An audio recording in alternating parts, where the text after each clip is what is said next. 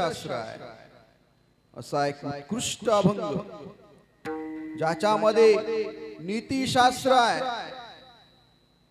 ज्या अभंगामध्ये जगाला दिशा देण्याची ताकद आहे, असा माझ्या जगद्गुरु तुकोबरायांचा 5 चरणांचा अभंग आजच्या सेवेसाठी घेतलेला आहे. विठाल विठाल विठाल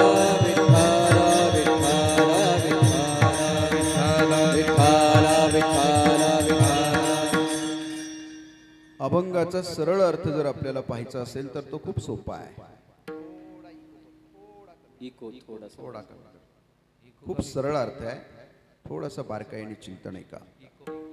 जगद्गुरु तुकोबराय या अभंगामध्ये म्हणतात, देवाशी संवाद करून म्हणतात, विठ्ठला विठाई पांडुरंगाय, पापाची वासना नको दाऊ डोळा, त्याहुणी अंधळा बराच मी. पांडुरंगा, तुझ्या आणि माझ्यामध्ये जे अंतर पडणार आहे या डोळ्यांमुळे वासना निर्माण होणार आहे, वासनेमुळे पाप घडणार आहे, आणि या पापामुळे विठ्ठला तुझ्या आणि माझ्यामध्ये जर अंतर पडणार असेल, त्याहुणी अंधळा बराच मी. देवा, मला अंधळा कर.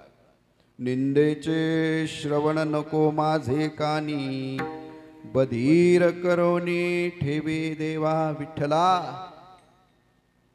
निंदा तर करणार नाहीच, पण निंदेचे श्रवण जरी या कानाने झाले ना देवा विठ्ठला, तरी माझी वृत्ती कदाचित बदले. म्हणून मला निंदेचे श्रवण नको आहे. बधीर करोनी ठेवे देवा. पांडुरंगा, मला बधीर कर. अपवित्र वाणी नको माझ्या मुखा, माझ्या वाणीला अमंगळ नको आहे. माझ्या वाणीतनं असा एकही शब्द निघणार नाही ज्या वाणीने तू मला कधीच प्राप्त होणार नाही. अपवित्र वाणी नको माझ्या मुखा, मला फक्त तुझे गुण गायचे. या वाणीने मला फक्त तुझे गुण सांगायचे, मला फक्त भजन करायचंय. पण माझ्या वाणीला जर अमंगळ आला तर ते माझं भजन विफल होईल. अपवित्र वाणी नको माझ्या मुखा, त्याज हुनी मुका बराच मी. मग मला मुका कर, मग मला वाणीच नको. नको मज कधी परश्री संगती. 17व्या शतकामध्ये श्री क्षेत्र भंडारा डोंगरावर जगद्गुरु तुकोबरायांनी कुटुंब व्यवस्था सांगितलेली आहे. 21व्या शतकामध्ये ढासळणाऱ्या कुटुंब व्यवस्थेचं तत्वज्ञान माझ्या जगद्गुरु तुकोबरायांनी सांगितलं. ते प्रत्येक परिवाराने समजून घेण्याची गरज आहे, विशेषतः पुरुषांनी समजून घेण्याची गरज आहे. नको मज कधी परश्री संगती. परश्रीचा संग माझ्या जीवनामध्ये नकोय, तो येणार नाही, येण्याची शक्यताही नाही. अशी वेळ येण्यापूर्वी विठ्ठला, जणातुनी माती उठता भली. मला कायमच या जगात उठव देवा. मग नेमकी आवडतं काय? तुका म्हणे मज अवघ्याचा कंटाळा. या सगळ्या गोष्टींचा मला कंटाळा आहे देवा. तू एक गोपाळा आवडसी, तुझ्याशिवाय मला दुसरं काही आवडत नाही. म्हणून निंदेचे श्रवण नको माझे कानी, बधीर करोनी ठेवी देवा. विठाला विठाला विठाला विठाला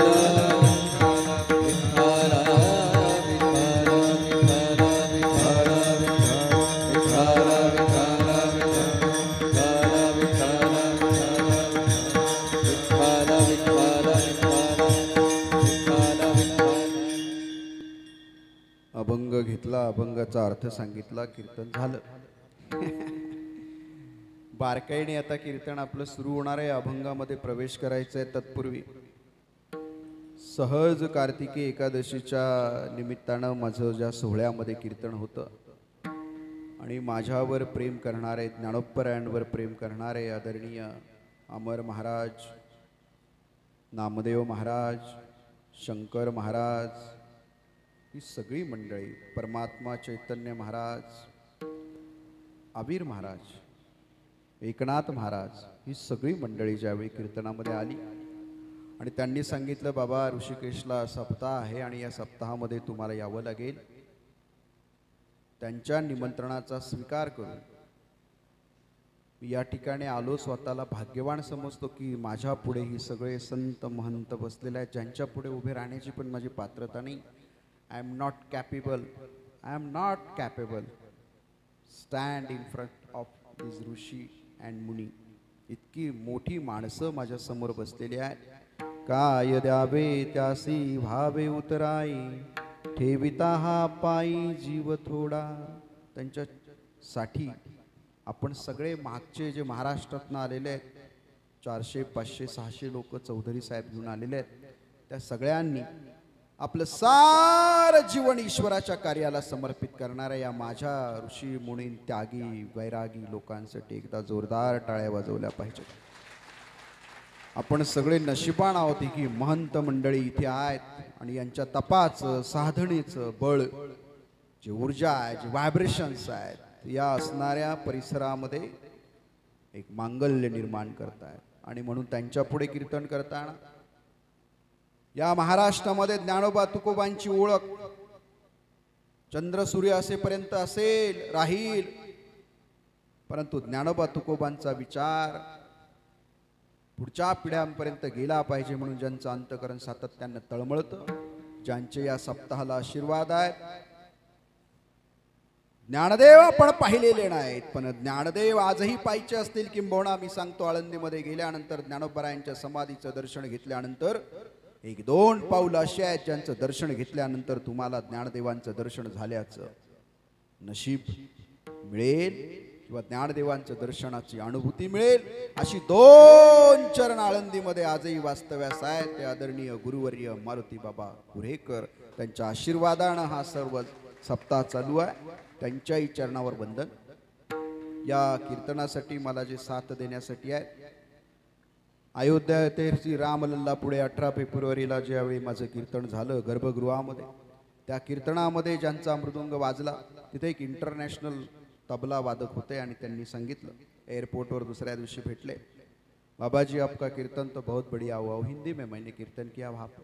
आपका कीर्तन तो बहुत बढ़िया हुआ, लेकिन वहाँ पे जो पखावा जिसने बजाया वो जिंदगी में मैंने ऐसा पखावज नहीं सुना. वो गंभीर महाराज उच्चार थे. जो पूरा अयोध्या मंदिर का जो वातावरण था वो गंभीर महाराज के साथ जुड़ा हुआ था. और ज्यांचे स्वर त्या अयोध्येच्या रामलल्लाच्या मंदिरामध्ये अशाच पद्धतीने निनादले, एक नाद ब्रह्म तयार झाला.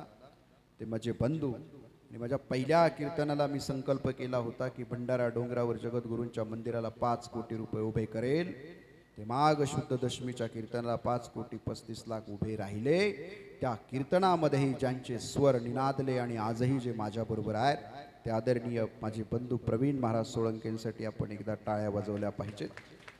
दुसरे आदरणीय पांडुरंग बाबा घुलेंचे शिष्य, माझे स्नेही मार्गदर्शक मित्र, तेही माझ्याबरोबर अयोध्येला होते. त्यांनी त्या ठिकाणी पंचपदी घेतलेली होती रामलल्ला पुढे. ते आदरणीय श्रीकांत महाराज दुराफे या ठिकाणी उपस्थित आहेत. आपण त्यांचंही स्वागत केलं पाहिजे. म्हणजे अयोध्येच्या रामलल्लाच्या गर्भगृहामध्ये कीर्तन करणारे आम्ही 4 लोक आज या ठिकाणी या सप्ताहामध्ये आलेलो आहोत. हे कदाचित आमचं भाग्य असेल. आणि म्हणून आता अभंगाकडे आपण जात असताना लक्षपूर्वक चिंतन ऐका. माझं कीर्तन विनोद नाही, माझं कीर्तन अभंगाच्या बाहेर नाही. तुम्हाला पूर्ण चिंतन ऐकायला मिळेल आणि या सगळ्यांच्या आशीर्वादानं ते यशस्वी होईल असं मला आत्मविश्वास आहे. म्हणून या जगद्गुरु तुकोबरायांच्या अभंगाला प्रवेश करत असताना हा नीतिशास्त्राचा अभंग आहे, पण तिथे पाप हा शब्द आलेला आहे. नेमकी आपल्या सगळ्यांकडनं पाप का घडतं? मी ज्यावेळी तत्वज्ञानाचा विद्यार्थी म्हणून सावित्रीबाई फुले पुणे विद्यापीठामध्ये शिकत होतो, त्यावेळी माझी एक बहीण होती, तिने पाप या शब्दावर प्रबंध केला आणि डॉक्टरेट मिळवली. तिचा प्रबंध ज्यावेळी मी वाचला त्यावेळी मला भीती वाटायला लागली की जगताना आपण किती पाप करतोय, किती मायक्रो लेवलवर पापाची व्याख्या माझ्या हिंदू धर्माने निर्माण करून ठेवलेली आहे. श्रावक जरी नीट नसेल तरी ते पाप आहे. लक्षात घ्या, पापाचं डेफिनेशन इतकं अफाट आहे. ते पाप नेमकी निर्माण का होतो याच्यावर आपण विचार करूया. ज्ञानदेवांच्या साह्यानं आपण या अभंगाकडे प्रवेश करूयात. पाप कशामुळे निर्माण होतं? का आपल्या मनामध्ये सातत्यानं विक्षेप निर्माण होतात? का आपल्या मनाला सातत्यानं मलिनता येते? का आपलं मन स्थिर राहत नाही? का ते चंचल होतं? का मनावर आपण काम करत नाही? मग माझ्या लक्षात आलं आपल्याला सगळ्यांना मोह खूप आहे. ज्ञानदेव दुसऱ्या अध्यायामध्ये 27व्या ओवीमध्ये असं म्हणतात, मोह धरिलिया ऐसे होईल, जे असती प्रतिष्ठा जाईल, आणि परलोक ही अंतरेल आहे केसी. मोह धरल्यानंतर लौकिक आणि अलौकिक अशा दोनही जीवनाला आम्हाला अडचणी निर्माण होतात. जी प्रतिष्ठा आहे ती तर जातेच आहे, पण या जीवनात विठ्ठला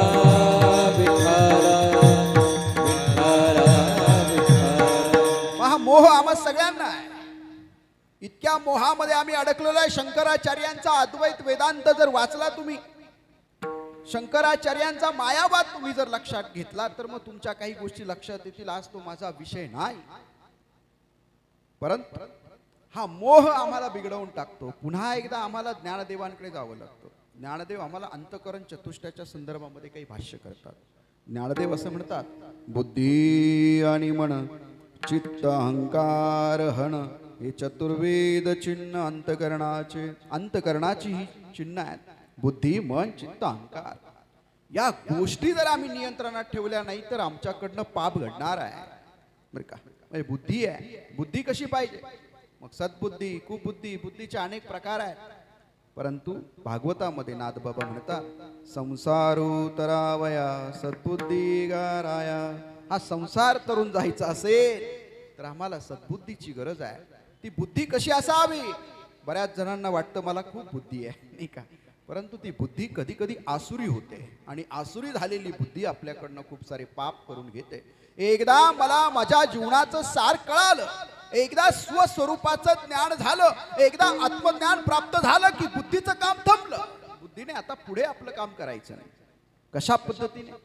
तेव्हा सागरी गंगा जैसी आत्मा मिनल्या बुद्धी तैसी, अद्वयानंदाची आपैसी खाणी उघडे. अद्वयानंद, तो अद्वयानंदाची खाण आपल्या अंतकरणामध्ये उघडते. परंतु त्यासाठी एकदा मी आत्मज्ञानाच्या मार्गावर निघालो, एकदा तो आत्मानंद मला प्राप्त व्हायला सुरुवात झाली की मला आता बुद्धीचं काम माझं संपवायचं. तिथे सरेंडर आहे. लिंग का प्रतिमा दिठी देखत खेओंगिष्टी, लोटी जे का काठी पडली जैसे. अशा पद्धतीने ते शरण आलं पाहिजे. तयाहम वाचा चित्तांग देवोनिया शरण रीग महोदधी का गांग रिगाले जैसे. अशा पद्धतीनं आम्ही सरेंडर झालो पाहिजे. पण आम्ही होत नाही ना. आमच्या बुद्धीला खूप बळ येतं कधी कधी आणि बुद्धी आमच्याकडनं पाप घडवते. म्हणून बुद्धी नको. कशी पाहिजे ती लक्षात घ्या. मग ही बुद्धी आम्हाला स्वच्छ करावी लागेल. अंतकरण चतुष्टय आहे, बुद्धी आणि मन. आता मन, आता मनाच्या संदर्भामध्ये I am also student of सायकोलॉजीचा पण मी विद्यार्थी आहे. मानसशास्त्र जगद्गुरु तुकोबारायांचा एक अभंग आहे. त्या अभंगाचं शेवटचं चरण आणि आजच्या अभंगाचं शेवटचं चरण बारकाईने समजावून घ्या. जगद्गुरु तुकोबाराय एका अभंगामध्ये आपल्याला असं म्हणतात, नको नको मना गुंतू माया जाळी, काळाला जवळी ग्रासावया, काळाची आवडी पडेल बाजेवा, सोडविना तेव्हा माय बाप, सोडविना राजा देशीचा चौधरी, आणिक सोयरी भली भली, तुका म्हणे मज सोडविना कोणी, एका चक्रपाणी वाचोनिया. आणि आजच्या अभंगात काय म्हणतात? तुका म्हणे मज अवघ्याचा कंटाळा, तू एक गोपाळा आवडसी विठाल.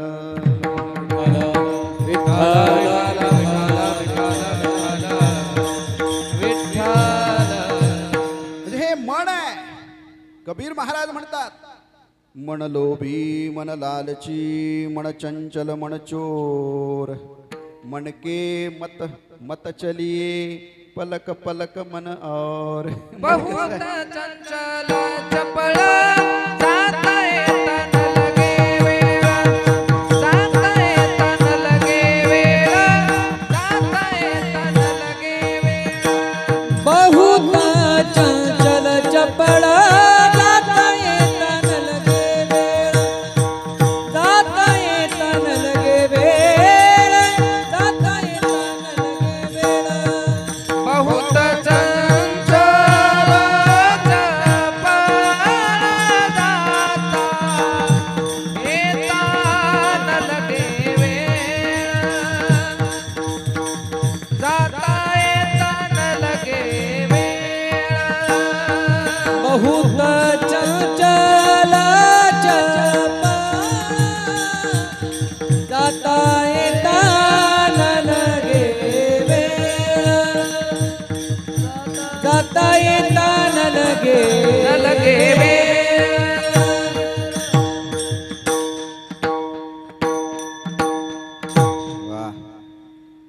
हे सगळी कीर्तन ऐकायला इथे तुम्ही बसलेलात महाराष्ट्रामधनं काही लोक इथे आलेले आहेत, मला वाटतं 350-400. तुमचं मन जर देवभूमीमध्ये पण नांदत नसेल तर काही उपयोग नाही बरं का.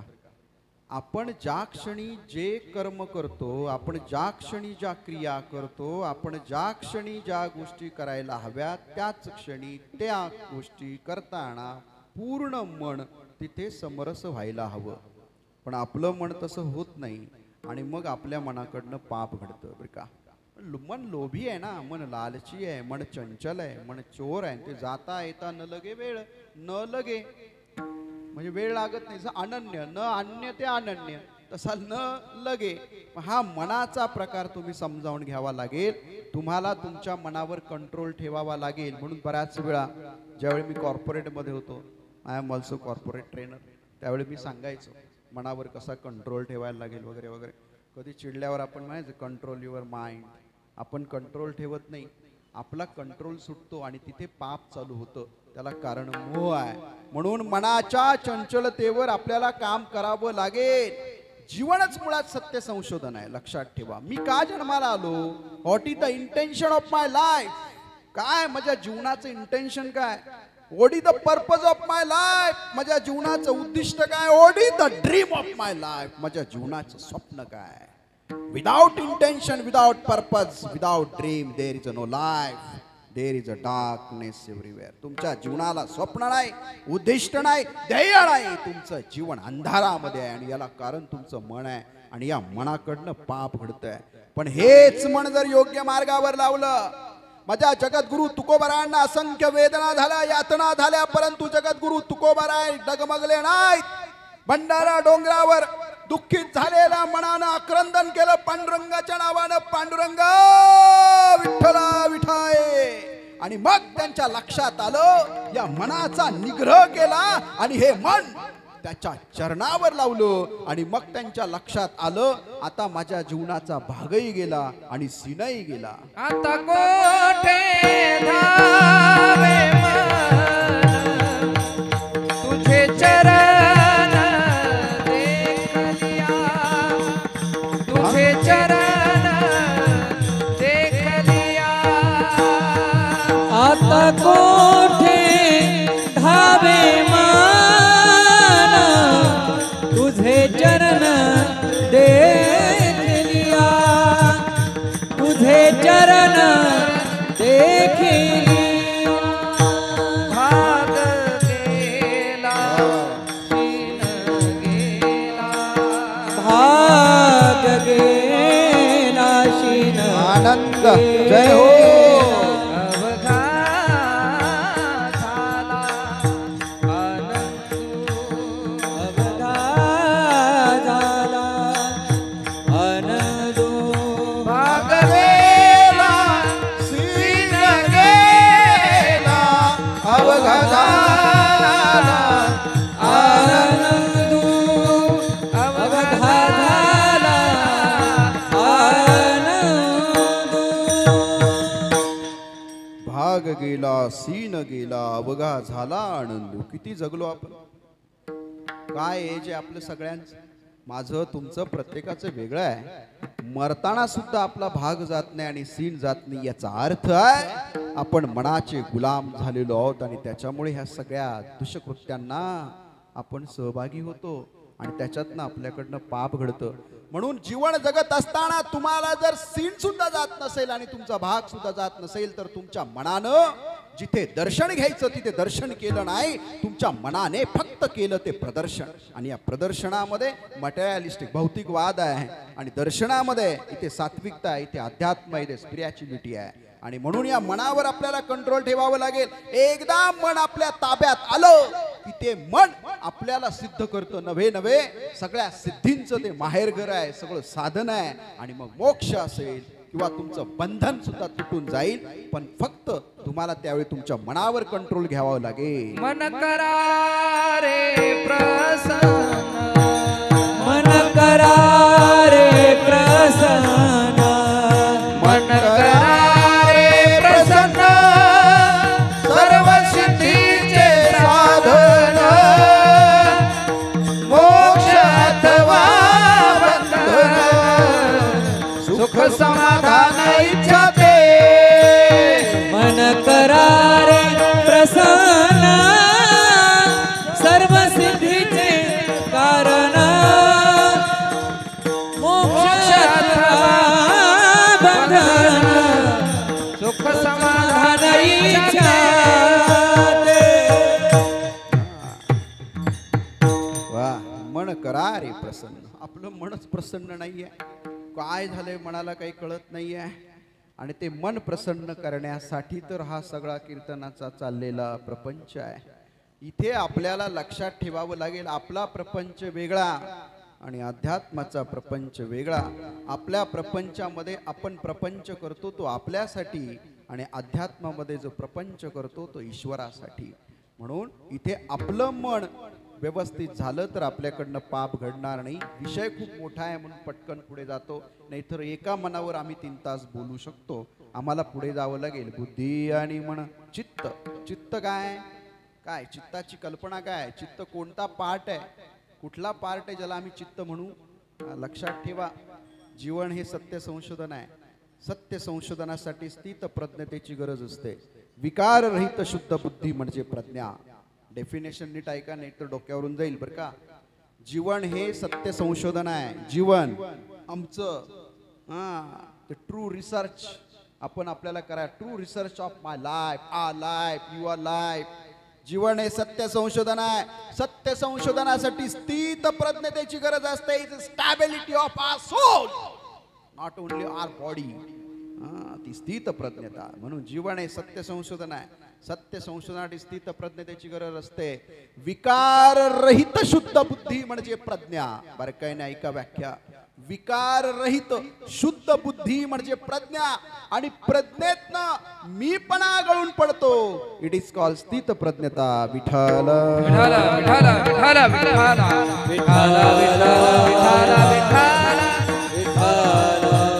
आणि ही अवस्था आपल्यामध्ये आली तर आपलं चित्त अतिशय सुंदर होऊन जातं बरं का. आणि मग काय?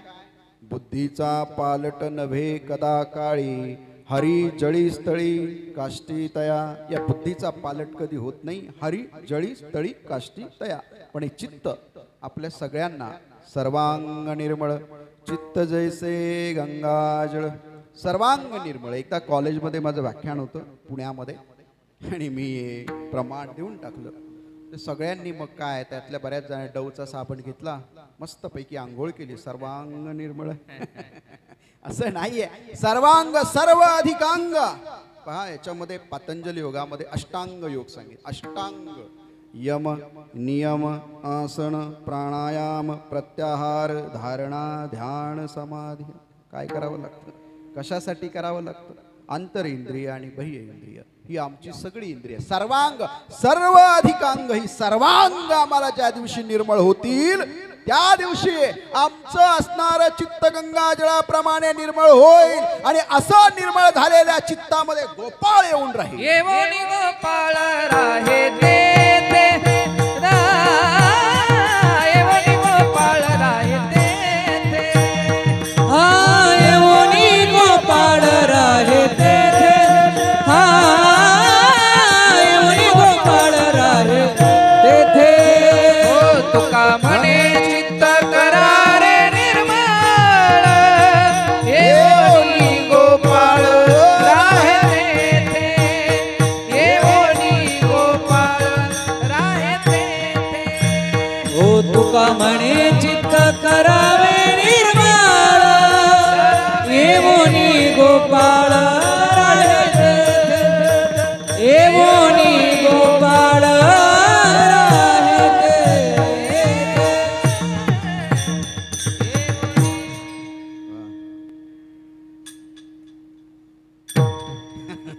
येवनी गोपाळ राहे ते ते ते काय झालंय, आमचं असं त्रिकूट झाले तयार.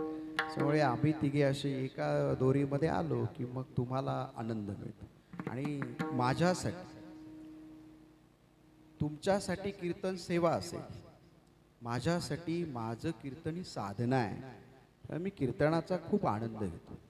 ही साधनेसाठी मी कीर्तन करतो. सेवा वगैरे काही नाही. सेवा झाली की मेवा. त्याच्यामुळे मी पहिल्याच कीर्तनात बाबा शपथ घेतली भंडारा डोंगरावर की ज्या गावात कीर्तन करेल त्या गावचं पाणी पण पिणार नाही, अन्नाचं कण पण घेणार नाही, आणि मानधन तर विषय संपलेला आहे माझ्या जीवनातला. मग जे काय करतो हे सगळं ईश्वरासाठी. कोण म्हणतं ईश्वराकडे जावं लागतं? आपलं चित्त इतकं निर्माण का येऊनी गोपाळ राहे तेथे. आणि आपण सगळेजण जी भक्ती करतो ना, म्हणजे पुढचे सोडून मागचे जे भक्ती करतात, कशासाठी? कृपेसाठी. आपल्या सगळ्यांना कृपा हवी आहे ईश्वराची. कशासाठी? ग्रहिवावे धनधान्य, वाढावे संतान. कशाला? याच्यासाठी आपण चूक आहे, त्याला पण खूप दुःख होतं अशी भक्ती केल्यानंतर. भक्ती अनन्य भक्ती, जो मज होय अनन्य शरण, त्याचे निवारी मी जन्म मरण, या लागी शरणागता शरण्य मीची एकू. अनन्य भावानं भक्ती करावी लागेल. म्हणून तुमची चाललेली भक्ती ही ईश्वराच्या विठ्ठल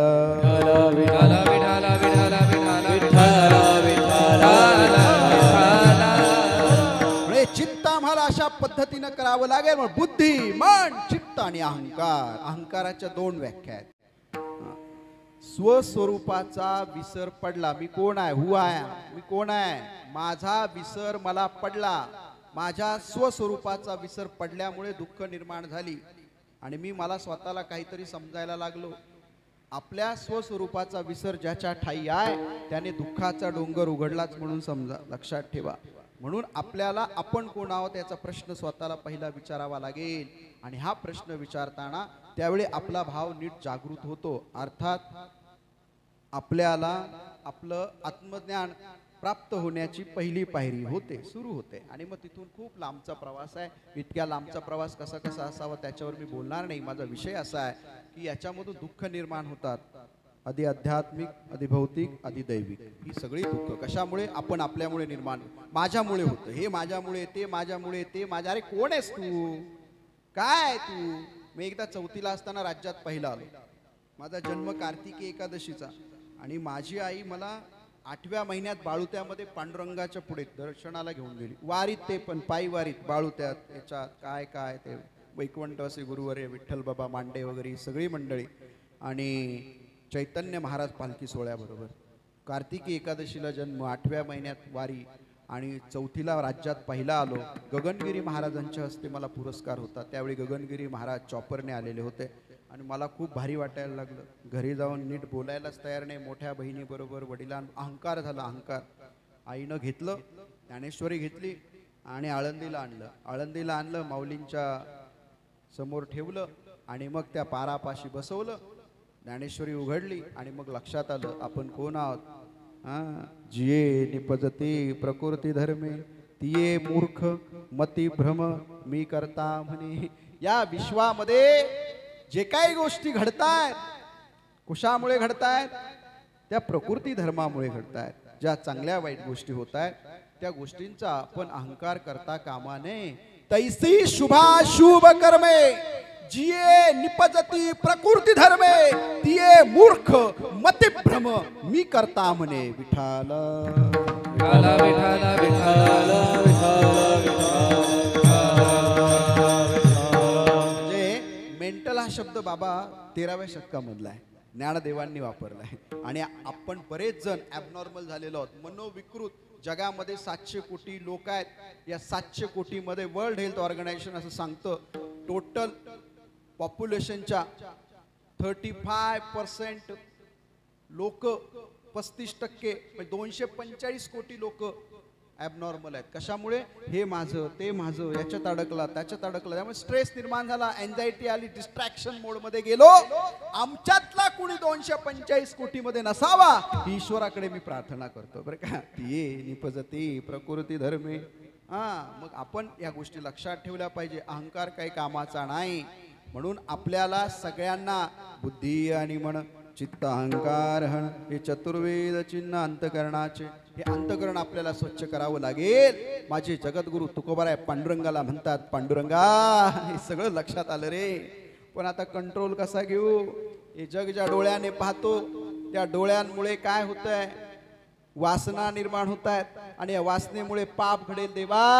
म्हणून मला हे डोळेच नको. या अभंगाच्या पहिल्या चरणामध्ये पापाची वासना नको दाऊ डोळा, पापाची टाळ, टाळ. डोळा पापाची वासना नको दाऊडा पापाची वासना नको दाऊडा पापाची वासना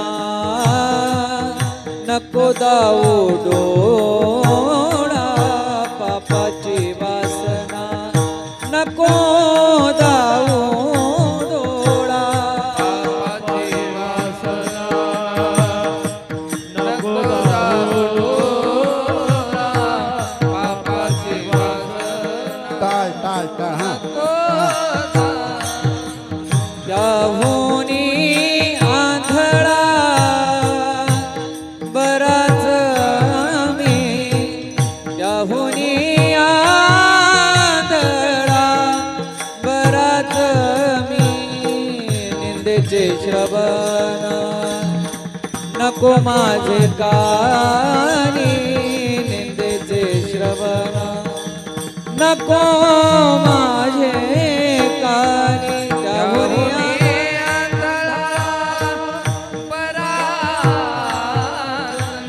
त्याहुनी आंधळा बराच निंदेचे श्रवण नको माझे कानी निंदेचे श्रवण नको माझे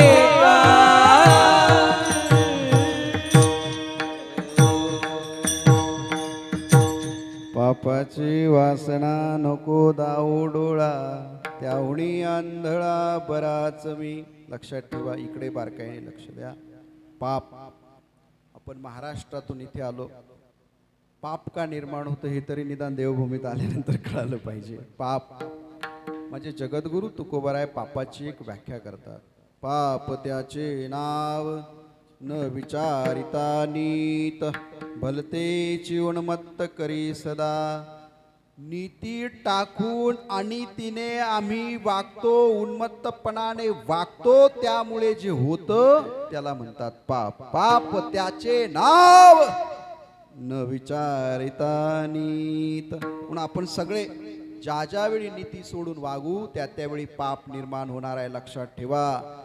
आणि आपल्याला सोपं करून अजून सांगतो, आपण जे अडकलोय ना इथे, आपल्याला असं वाटतं मनुष्य देह मिळाला, मी फार पुण्य केलं म्हणून मनुष्य देह मिळाला. अजिबात चूक आहे. फार पुण्य केलं असतं मागच्या योनीमध्ये तर कदाचित आपण त्याच्या पदापाशी असतो, धामापाशी असतो. इथे का अडकलो आपण दुःख घ्यायला? लक्षात ठेवा, पाप आणि पुण्य समान झालेलं आहे. मनुष्य योनी जन्म आहे. आता आपल्याला गती, सद्गती, परमगती की अधोगती कुठे जायचंय? पाप घडणार नाही याची काळजी घ्यावी लागेल. पण नेमकी ते पाप म्हणजे नेमकी काय हे अजून खोलामध्ये जाऊन जर सांगायचं झालं तर थोडक्यामध्ये मी तुम्हाला सांगेल. आपली दर्शनशास्त्र आहे, दर्शनशास्त्रांचा कधीतरी अभ्यास करा. वेद, उपनिषद, ब्रह्मसूत्र, गीता, गाथा, भागवत, ज्ञानेश्वरी, अमृतानुभव. ठीक आहे, हे सगळं समजलं नाही तर एक गोष्ट सांगतो. व्यास या ठिकाणी आपल्याला पुन्हा 18 पुराणं पण सांगतात वाचा म्हणून. नाही 18 पुराणं वाचायला मिळाली, त्याचा 18 पुराणांचा सार ते सांगतात. अष्टादश पुराणेषु व्यासस्य वचनद्वयम्. काय? अष्टादश पुराणेषु म्हणजे अख्ख्या 18 पुराणांचा सार त्यांनी सांगितलंय. परोपकार पुण्याय पापच परपीडनम. आणि मग याच्यामध्ये या गोष्टींमधून आपण जर सावरलो नाही, 18 पुराणांचा अभ्यास नाही करता आला, पण जे आपण परोपकार करतो त्याला किमान पुण्य म्हणा, आणि परपीडा देतो त्याला आपण पाप म्हणा. हे जरी सूत्र आपल्या जीवनामध्ये आलं तरी माझे तुकोबाराय म्हणतात, पुण्य पर उपकार पाप ते परपीडा अनिक नाही जोडा तुझा यास. अनिक नाही जोडा तुझा यासी. पुण्य परोपकार पाप ते परपीडा निक नाही जोडा तुझा यास. अनिक नाही जोडा तुझा यासी. पुण्य परोपकार पापते परपीडा. ही गोष्ट आणि हे सूत्र आपल्या लक्षात ठेवलं पाहिजे. आपण जन्माला कशासाठी आलो? मला इथं मुक्त व्हायचंय. आता काही तुकोबारायांसारखे असतात काय, हे चिदान देगा देवा तुझा विसरण व्हावा, गुण गायीन आवडी हीची माझी सर्व जोडी, न लगे मुक्ती आणि संपदा संत संग दे सदा, तुका म्हणे गर्भवासी सुखे घालावे आम्हासी. हे फार आहे, हे वेगळं आहे. आम्ही वैकुंठवासी आलो याची कारणासी. त्याच्यासाठी ते आलेत. आपण सर्वसामान्य जीव आहोत. सर्वसामान्य माणसं असामान्य होऊ शकतात, फक्त त्यासाठी आपल्याकडनं पाप घडायला नको आहे. आणि हे पाप जीवनाला आपल्याला अडचणीचं आणतं, नुसतं जीवनाला अडचणीचं आणत नाही. हा शांकर भाष्य आहे. शांकर भाष्यामध्ये ते असं म्हणतात, पाप कर्मांशी योध्यत्र महामुक्ती विरोधकृतः. सर्व अत्यंतिक तळमळ आपण कायसाठी करतो? मुक्त होण्यासाठी. या सर्व गोष्टींसाठी आपला विरोधक कोण आहे? पाप आहे. आपल्या या सगळ्या गोष्टींना आपण लोकांना अडचणीत आल्यानंतर नाव ठेवतो. इथे आपण लौकिक आणि अलौकिक जीवन पापामुळे अडचणीत येतं हे मात्र लक्षात ठेवत नाही. विठ्ठल विठाला विठाला विठाला विठाला विठाला विठाला. आणि म्हणून हे पाप निर्माण होतं त्या वासनेमुळे. वासना म्हणजे नेमकी काय बरं का? आई मुक्ताई महाराज म्हणतात, काय म्हणतात? वासना ओढाळ गाय गड्यांनो, जिकडे जाऊ नये तिकडे जाय, जे खाऊ नये ते खाय, म्हणून मोडावा तिचा पाय. वासना आपली कुठेही घेऊन जाते, आपल्याला लक्षात ठेवा. आता याचं डेफिनेशन सांगतो आणि पटकन पुढे जातो, कारण कीर्तनाला आता उशीर होत आलाय. तुम्हाला भूक लागली असेल, पण मी लवकर काही सोडणार नाही माझ्या मनाचं समाधान झाल्याशिवाय. मला तर काही जेवायचं नाही तुमच्याकडे. त्यामुळे आनंद घेता आला पाहिजे कीर्तनामध्ये. हल्ली कीर्तनाचा एंटरटेनमेंट खूप झालंय, मनोरंजन झालंय. आणि हे दुर्दैव आहे वारकरी संप्रदायाचं. वारकरी संप्रदायामध्ये जिथे वैकुंठवासी गुरुवर्य जोग बाबांनी जी रचना निर्माण करून ठेवली आमच्यासाठी, 13व्या शतकामध्ये ज्ञानदेव, 17व्या शतकामध्ये तुकोबाराय, आणि ज्ञानदेवांच्या समाधीनंतर 54 वर्ष नामदेव महाराज ज्या ज्या प्रांतातनं गेले भागवत धर्माची पताका घेऊन, नाचू कीर्तनाचे रंगी ज्ञानदीप लावू जगी. आज आम्ही वेगळ्या प्रकारचे दिवे लावायला लागलोय. कीर्तन कसं असावं? विषयी विसर पडिला निशेष अंगी ब्रह्मरस ठसावला. ते सांगतायत भगवंताला, घोटवीन लाळ ब्रह्मज्ञानाहती मुक्तात्मस्थिती सांडवीन. कशा पद्धतीत माझी मज झाली अनावर वाचा, छंदया नामाचा घेतला असे. लक्षात ठेवा. हल्ली कीर्तनांना श्रोत्यांना पण कीर्तनकारांना बाबा कीर्तनकारांना देतात लिहून विनोद ऐकायचा आहे. हे सगळ्या आयुष्याचा विनोद करून टाकला यांनी. हे व्यासपीठे नारदाची गादी आहे, एंटरटेनमेंटचं प्लॅटफॉर्म नाही. It is a platform for our life transformation. हे प्लॅटफॉर्म आपल्या जीवनाचं मूलगामी परिवर्तन करणार आहे. कीर्तनाचा तमाशा करणारे कीर्तनकार आणि तो तमाशा ऐकणारे श्रावक दोघेही पापाला वाटेकरी आहेत. केले पाप जेने दिले अनुमोदन, दोघांसी पतन सारिकेची. विठ्ठल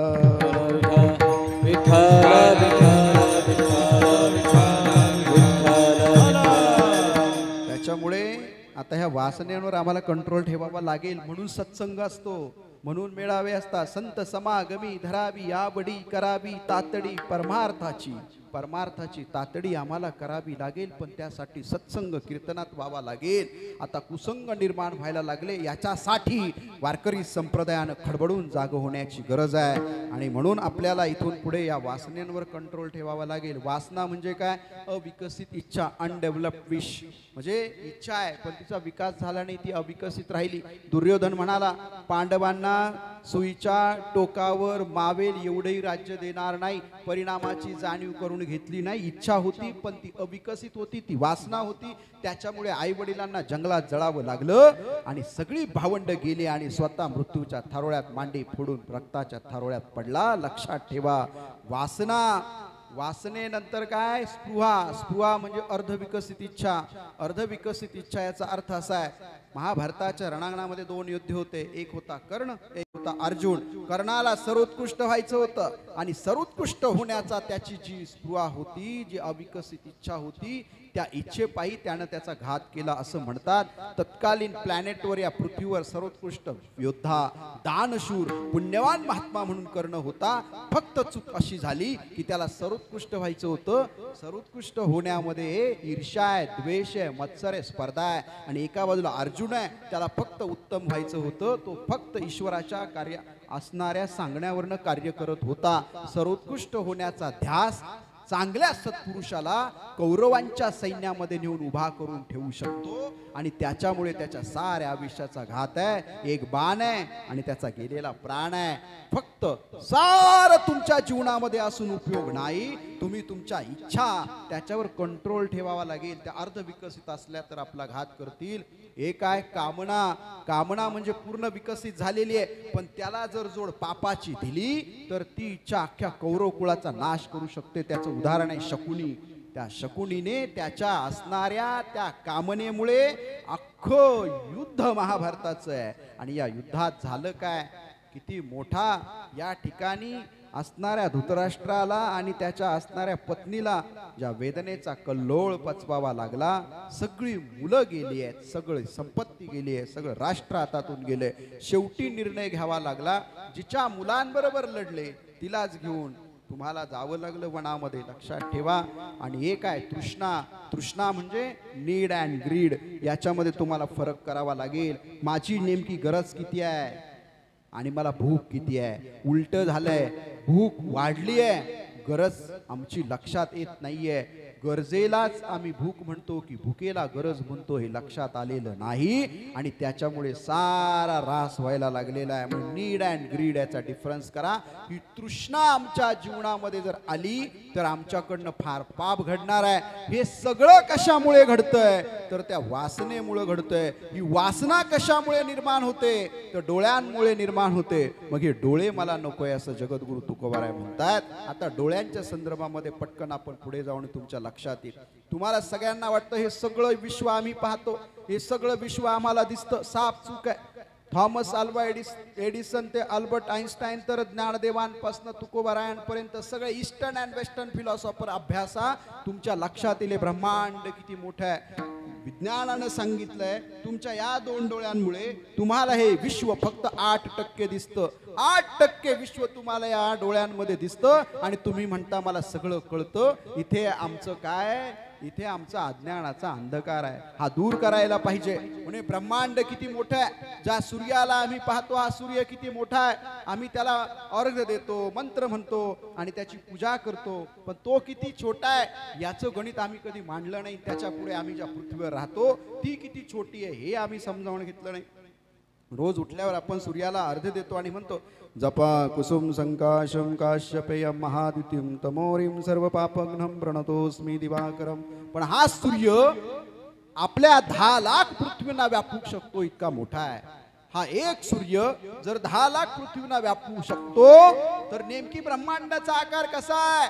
हा एक सूर्य 10 लाख पृथ्वींना व्यापू शकतो इतका मोठा आहे. त्याच्या शेजारी बेटेलजिवस नावाचा सूर्य आहे, तो असे 1000 सूर्य गिळंकृत करू शकतो. मग हे जर गणित मांडायचं झालं 10 lakh multiple by 1000 multiple by 1 is equal to एक बेटेलजिवस सूर्याचा आकारमान इतकं मोठं आहे की तो असे 1000 सूर्य गिळू शकतो. आणि त्या 1000तला एक सूर्य अशा 10 लाख पृथ्वी गिळू शकतो.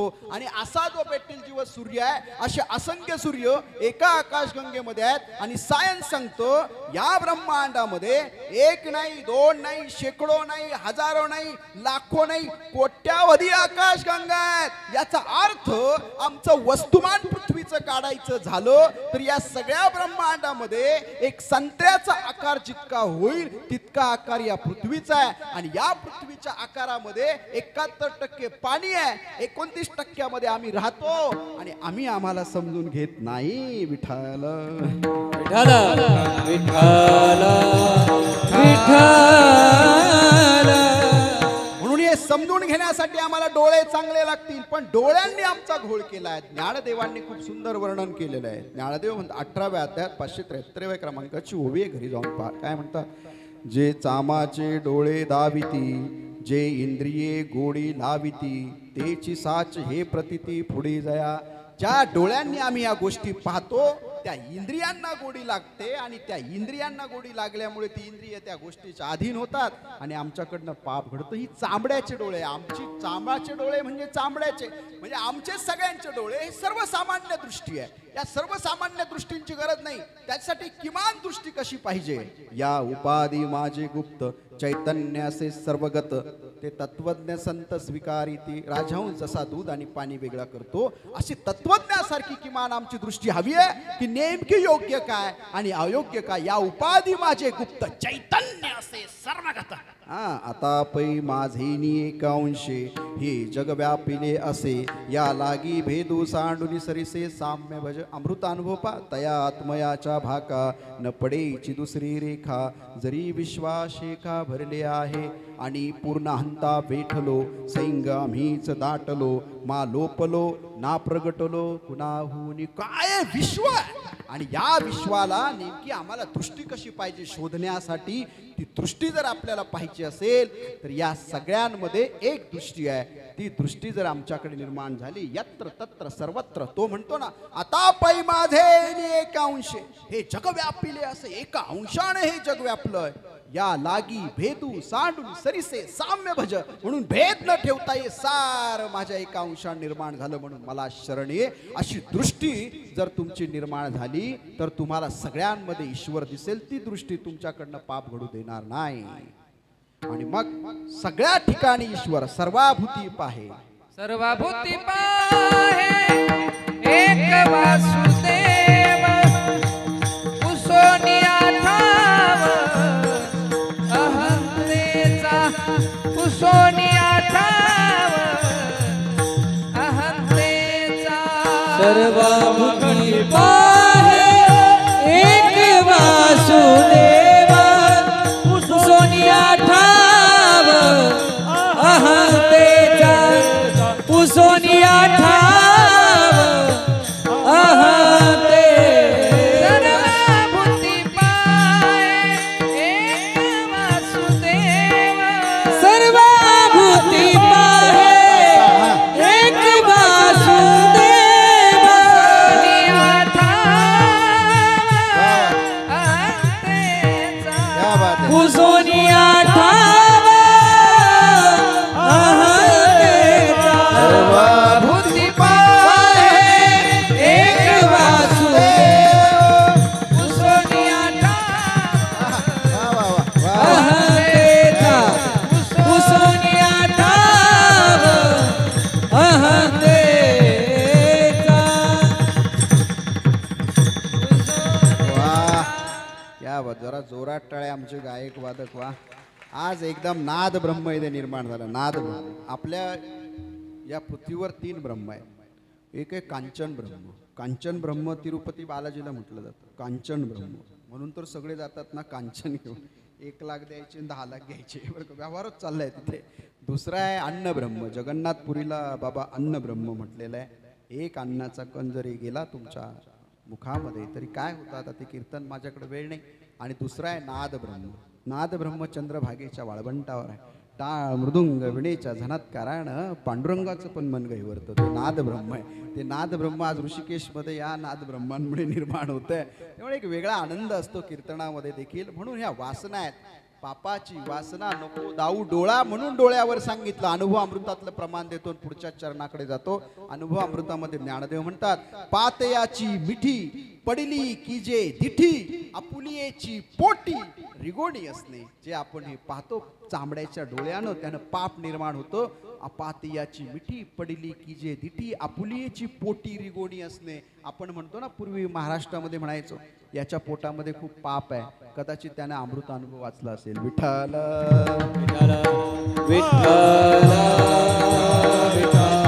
आणि म्हणून माझे तुकोबाराय पांडुरंगाला म्हणतात विठ्ठला विठाई पांडुरंगाईक. पापाची वासना नको दाऊ डोळा त्याहुणी आंधळा बराच. या सगळ्या गोष्टी होणार असतील तर मला आंधळा कर. आंधळा कर म्हणणं सोपं नाही. एक सूरदास आहेत देवाच्या दर्शनाला गेलेत. अपमान केला पुजाऱ्यानं. अरे आंधळ्या कशासाठी दर्शनाला आला. त्यानं म्हणावं ज्या ज्या वेळी ईश्वराच्या भजनामध्ये मी तल्लीन होतो गोविंद गोविंद म्हणा लागली या छंद मग गोविंद ते गाया भेद नाही देवा तयाचा गोविंदाचा आनंद लागल्यानंतर तो माझ्या अंतकरणामध्ये नाचतो. ईश्वरा, अरे तू आवाज कशाला देतो, देव थोडा तुला पाहणार आहे. अरे त्याला आवाज दिल्यानंतर या आंधळ्याच्या हृदयामध्ये तो नाचतोय. आज मी त्याच्या दर्शनाला आलोय, त्याच्या 2 डोळ्याने आंधळ्याला पाहावं म्हणून. विठाल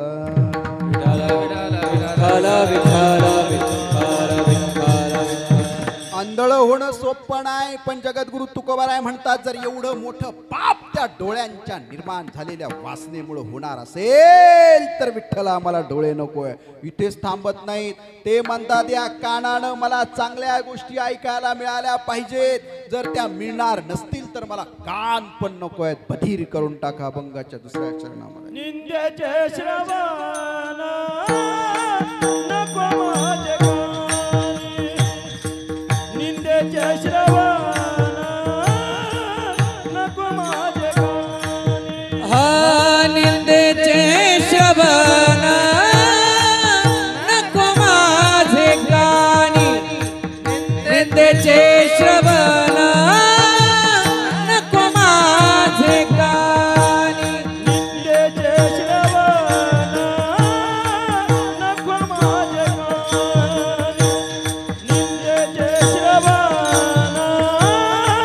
नको माझे कानी, निंदेचे श्रवण नको माझे कानी, निंदेचे श्रवण नको माझे कानी. बधीर करुणी ठेवा देवा, बधीर करुणी ठेवा देवा, निंदेचे श्रवण नको माझे कानी, निंदेचे श्रवण नको माझे कानी. बधीर करुणी ठेवी देवा, बधीर करुणी ठेवी देवा, निंदेचे श्रवण नको माझे कानी, निंदेचे श्रवण नको माझे कानी.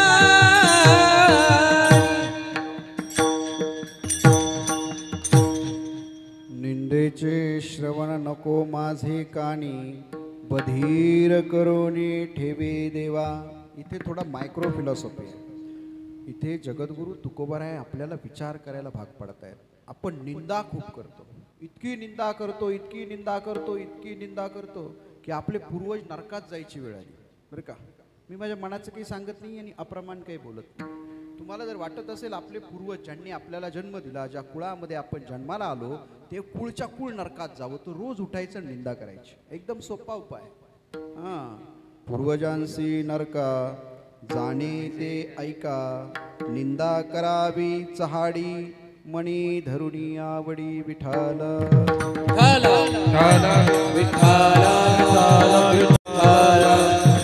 इथे जगद्गुरु तुकोबाराय निंदेचे श्रवण म्हणतात. इथे निंदा करणाऱ्यांची संख्या वाढली, श्रवण करणारे त्याच्या डबल आहेत. बरं का, म्हणून मी एकदा माझ्या आईला विचारलं, काय असं होत आहे, मी पैसे न घेता कीर्तन करतो, कॉर्पोरेटचं पॅकेज सोडलं, 36 लाख, इकडे आलो, जन्म एकादशीला झाला, तू मला 8व्या महिन्यात नेलं, मंदिरांना मदत कर, याला मदत कर, त्याला मदत, तरी पण आमचेच काही महाराज मंडळी का मला त्रास देतात, का छळतात, का निंदा करतात. त्यावेळी ती मला म्हणाली, तुला 8व्या महिन्यात असताना मी वारीला नेलं, आणि वारीला नेल्यावर तू बाळू त्या शिसू करायचं म्हणे, आणि तू शिसू करताना मग मी काय करायची, दुसरं बाळूतं घ्यायची, हातानं तुला स्वच्छ करायची, आणि पुन्हा दुसऱ्या बाळूत्यामध्ये स्वच्छ बाळूत्यात लपटायची, आणि ती बाळूती धुवून टाकायची.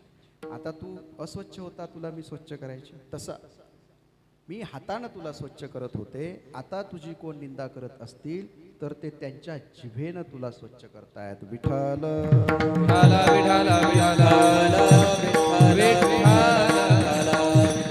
निंदा करणं हे महापातक हे आपल्या लक्षात येत नाही आणि त्याचा सायकोलॉजिकल इम्पॅक्ट असा आहे की आपण निगेटिव्ह बोलून आपलं आत्मबल कमी करतो आणि इथे आपला घात आहे, इथे आत्मघात आहे. म्हणून कुणाची निंदा करायची नाही, कारण या जगामध्ये जर सगळे त्याचे अंश आहेत, जळीस्थळी काष्टी सगळीकडे त्याचेच अंश पसरलेले आहेत, तर जर त्यांची निंदा केली तर ईश्वराला निंदा आवडत नाही. हरिजनाची कोणा न घडावी निंदा, हरिजनाची कोणा न घडावी निंदा. सहत गोविंदा नाही जाचे, सहत गोविंदा नाही जाचे. हरिजनाची कोणा न घडावी निंदा, क्या बात है. हरिजनाची कोणा न घडावी निंदा. साथ गोविंदा नाही जाचे, ओ साथ गोविंदा नाही जाचे. हरिजनाची कोणा न घडावी निंदा. जर त्या हरीच्या लेकराची तुमच्याकडनं निंदा घडली का देवाला ते आवडत नाही. म्हणून आपण कुणाची निंदा करायची नाही. निंदा करणं तर वेगळं, आता याच्यामध्ये सायकोलॉजिकल काय काय इम्पॅक्ट होतो हे सांगायला मला वेळ नाही. खरं तर माझं कीर्तन संध्याकाळचं असतं ना तर मग जरा अजून बरं झालं असतं. आता गरम होतंय थोडंसं, पण लक्षात ठेवा, तुमच्यासाठी आणि माझ्यासाठी सांगतो, आपण इथून पुढे जर निंदा केली तर आपल्या पूर्वजांना बी त्रास आहे आणि आपल्याला पण त्रास आहे. म्हणून निंदा तर बिलकुल करायची नाही. पण अजून एक सांगतो, निंदा ऐकायची पण नाही. तो कोण आहे? तो नरकात राहणार आहे असं महाराज म्हणतात. काय म्हणतात? कान पसरोनी. बऱ्याच जणांना निंदा करायची सवय आहे आणि बऱ्याच जणांना कान पसरून ऐकायची सवय आहे, बरं का.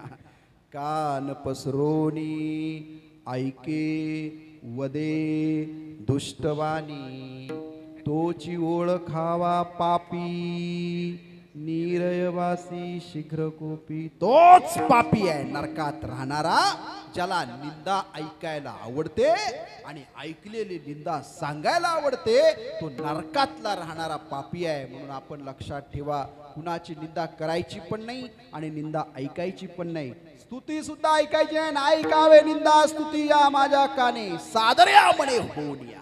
हा, कधीच निंदा आपण ऐकायची नाही, स्तुती पण ऐकायची नाही. आणि हे जर आपण टाळलं तर ईश्वर तुमच्याकडे आल्याशिवाय राहणार नाही. कोण म्हणतं ईश्वराकडे जावं लागतं? माझ्या साऱ्या संतांना इथे सांगून ठेवलंय, ईश्वराला फक्त भजा, ईश्वराकडे जाण्याची गरज नाही. ईश्वर तुमच्याकडे आल्याशिवाय राहत नाही. विठ्ठल विठ्ठल विठ्ठल विठ्ठल विठ्ठल. म्हणून निंदा आपल्याला वाईट आहे, निंदा ऐकणं वाईट आहे, हे सगळं महाराज लक्षात आलं. पण आता तुकोबाराय सांगतायत, निंदा ऐकायची नाही, डोळ्यानं काही चुकीचं पाहायचं नाही. नाही तर मला डोळे नको आहेत, मला कान नको आहे. निंदेचे श्रवण नको माझे कानी, बधीर करोनी ठेवी देवा. विठ्ठला, या कानाने जर मी चुकीच्या गोष्टी ऐकल्या तर माझं मन मलिन होईल आणि मलिन झालेल्या मनानं तुझी आराधना करता येणार नाही. म्हणून विठ्ठला ऐक, बधीर करोनी ठेवी देवा. माझे कान बधीर करून टाक. त्या ॲटमॉस्फिअर मध्ये सुद्धा आपण राहायचं नाही. म्हणून तर माझे जगद्गुरु तुकोबाराय भंडारा भामचंद्र घोराडेश्वरवर जायचे. रुचे एकांताचा वास, नाही गुणदोष अंगाये. तर चुकीचं काही ऐकायलाच मिळत नाही. म्हणून चांगलं ऐकतात तिथं जायचं असतं, तिथे चांगलं श्रवण करायचं असतं, जिथे आमचा उद्धार होतो. जगद्गुरूंच्या हे लक्षात आलं. पण जगद्गुरूंना अजून एक प्रश्न होता. तो प्रश्न ते सांगतात, ईश्वरा, ज्या वाणीनं तुझा उच्चार करायचा, ज्या वाणीनं तुझे गुण गायचे, ज्या वाणीला तुझी आराधना साधना पूजा करायची, ईश्वरा, त्या वाणीला जर अमंगळ झाला असेल तर ती वाणी मला नकोय. मला मुका कर अभंगाच्या 3ऱ्या चरणात. अपवित्र वाणी नको माझ्या मुखा, अपवित्र वाणी नको माझ्या मुखा, अपवित्र वाणी नको माझ्या मुखा,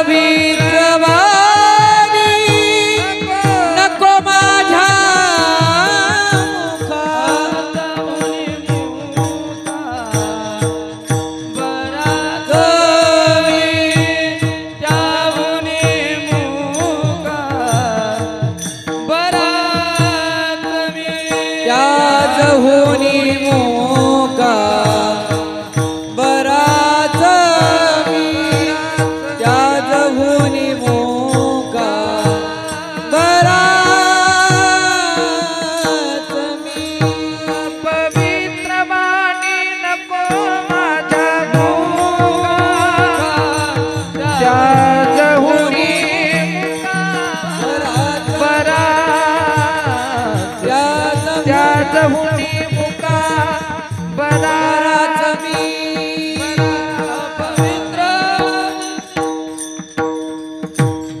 अपवित्र वाणी नको माझ्या मुखा त्याच हुनी त्या हुनी नाही त्याच हुनी मुका बराच मी अपवित्र वाणी माझ्या मुखामध्ये कधी येऊ देऊ नये. म्हणून जगद्गुरु तुकोबरा या बाबतीत खूप सजग आहेत, खूप सावध आहेत. लक्षात ठेवा, आम्ही तर इतके अपवित्र बोलतो, इतके अपवित्र बोलतो.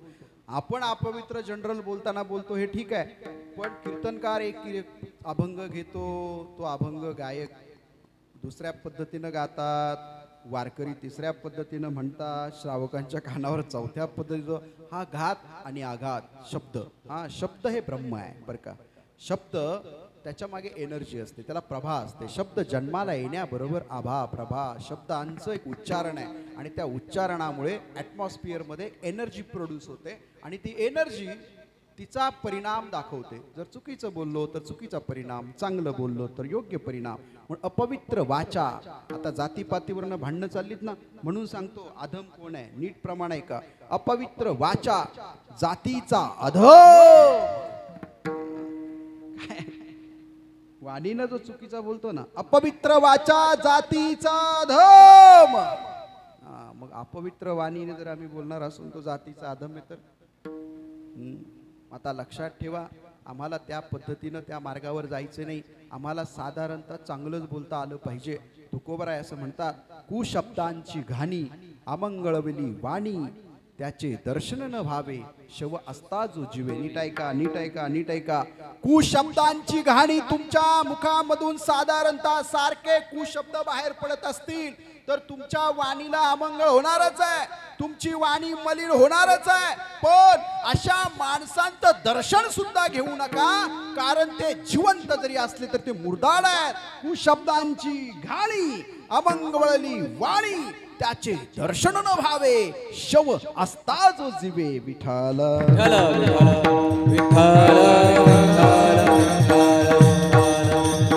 आणि म्हणून आपली वाणी पवित्र पाहिजे. लक्षात ठेवा, तुम्ही म्हणाल आम्ही खूप चांगलं बोलतो, आम्ही चांगलं बोलतो म्हणजे आमच्याकडनं पुण्य घडतं. थांबा, सावध व्हा. तुम्ही जन्माला घातलेली लेकरं जर चांगली बोलणार नसतील तर ते पातक तुम्हाला लागतं बरं का. लक्षात ठेवा, निपुत्रिक राहिलेलं कधी कधी चांगलं राहतं, पण आपण आपल्या असणाऱ्या क्रीडेमध्ये मग्न होऊन वासनेच्या काळ्या कुट्ट अंधारामध्ये जी कृत्य करतो त्याच्यात जी जन्माला येतात ना, ती न आलेली बरी ती श्वापद असतात. ती जर चुकीची कर्म करणार असतील तर आमचं कुळ कसं पाहिजे? पवित्र ते कुळ, पावन तो देश, जेथे हरीचे दास जन्म घेते. अशा पद्धतीचं कुळ निर्माण करता आलं तर पा, नाहीतर सगळाच घोळ करून ठेवता तुम्ही. आणि तुम्ही खूप चांगले बोलला, तुमची पोरं चांगली बोलणार नसतील तर. बरेच महाराज मंडळी आहेत, बरीच चांगली संत मंडळी आहेत, त्या संत मंडळींचा आणि महाराजांचा हा जास्त दृष्टिक्षेप असतो की आम्ही जन्माला घातलेली मुलं चांगली बोलली पाहिजे, नाहीतर आम्हाला त्या पापात वाटेकरी व्हावं लागतं. लक्षात ठेवा, प्रमाण देतो अप्रमाण काही, अख्खं कीर्तन अप्रमाण काढून दाखवा, अप्रमाण काहीच नाही. नीट ऐका. लटिक्याचे वाणी वचनाचा संवाद नाही कोणा वाद रुचो येत. अन्याय तो त्याचा नव्हे वाया चाळा, माय बापी वेळ न साधिली. विठाल विठाला विठाला विठाला विठाला.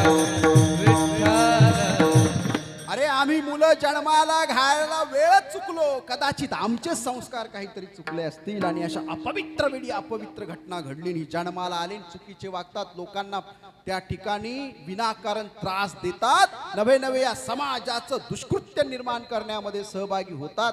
त्याचा परिणाम असा आहे की तो आम्हाला पतनाला कारणीभूत ठरतो. म्हणून अपवित्र वाणी नको माझ्या मुखा. इथे जन्माला आलोय, आमची वाणी पवित्र पाहिजे, पण आता अडचण अशी आहे की देहच पवित्र राहिला नाही. म्हणून वाणी जर पुण्यवंत व्हायची असेल तर देह कसा पाहिजे, आणि म्हणून तुम्हाला सांगतो पवित्र तो देह वाणी पुण्यवंत, पवित्र तो देह वाणी पुण्यवंत, पवित्र तो देह वाणी पुण्यवंत, पवित्र तो देह वाणी पुण्यवंत.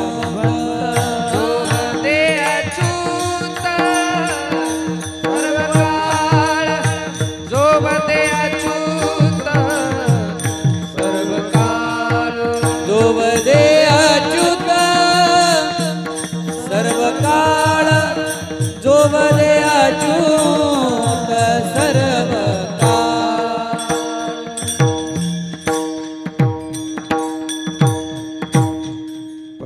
तो देहवाणी पुण्यवंत जो दे अच्युत सर्व काळ. हे सगळं आपल्याला करता आलं पाहिजे तर आपली पातक जातील. पूर्वजन्मी पाप केले ते हे भव विस्तारिले. विषय सुख नाशिवंत सेविता तिबीर कोंदले. 84 लक्ष योनी फिरता दुःख भोगिले. ज्ञान दृष्टी हरपली दोन्ही नेत्र आंधळे. धर्म जागो सदैवाचा जेबा परोपकार. पुढे काय? आंधळ्या दृष्टी देतो त्याचे नाम मी उच्चारी. आंधळ्याला दृष्टी पाहिजे असेल आणि पूर्वजन्माचं पाप घालवायचं असेल तर आमच्या वाणीमधून त्याचं नाव आलं पाहिजे. लक्षात ठेवा. नाम संकीर्तन साधन पै सोपे जळतील पापे जन्मांतरे. हरी मुखे म्हणा हरी मुखे म्हणा पुण्याची गणना कोण करी. हे सगळं बोलावा विठ्ठल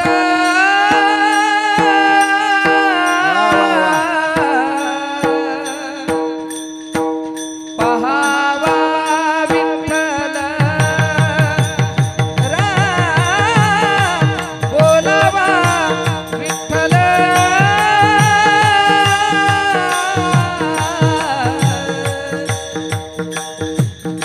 पहावा विठ्ठल बोलावा विठ्ठल. डोळे बंद करून भजन ऐका. डोळे बंद करून. काय अनुभूती आहे? पहावा भंडारा डोंगरावर माझ्या जगद्गुरु तुकोबरायांनी केलेलं भजन. बोलावा विठ्ठल.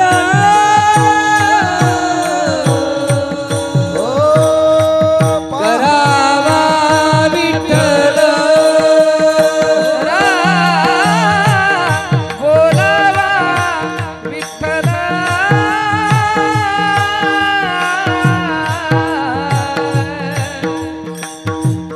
पहावा विठ्ठल करावा विठ्ठल जीव भाव करावा विठ्ठल जीव भाव. करावा विठ्ठल वा वा. जीवभाव करावा विठ्ठल जीवभाव येणे सोसे मना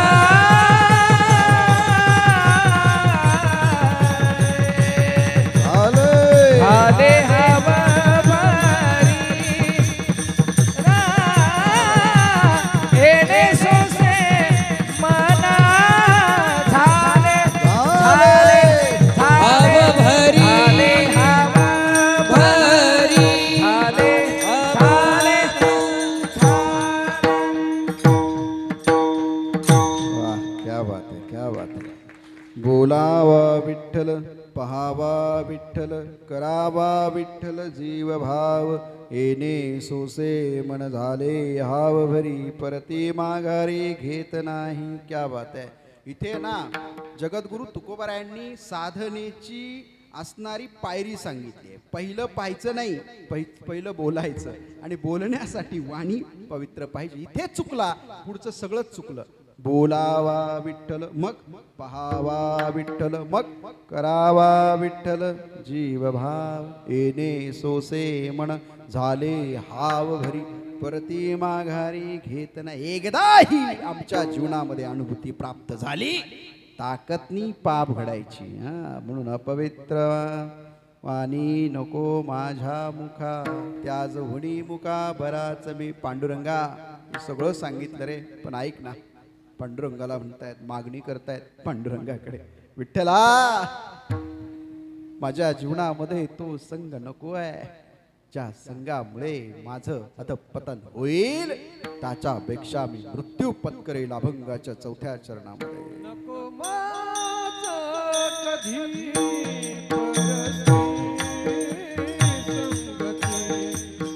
नको माझं कधी परस्त्री सोबती.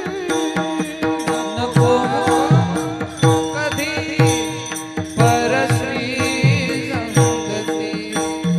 नको माझं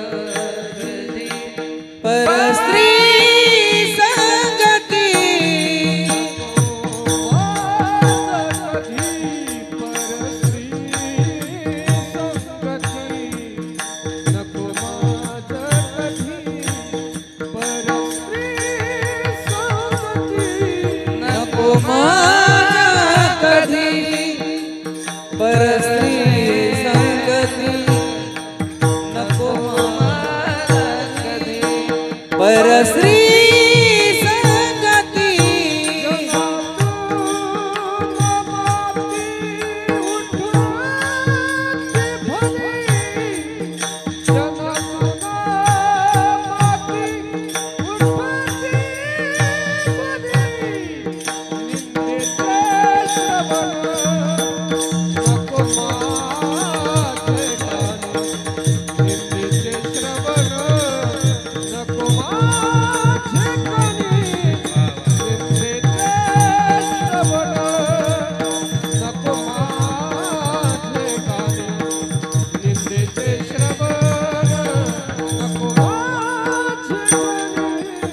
निंदेचे श्रवण नको माझे कानी निंदेचे श्रवण नको माझे कानी निंदेचे श्रवण नको माझे श्रवण नको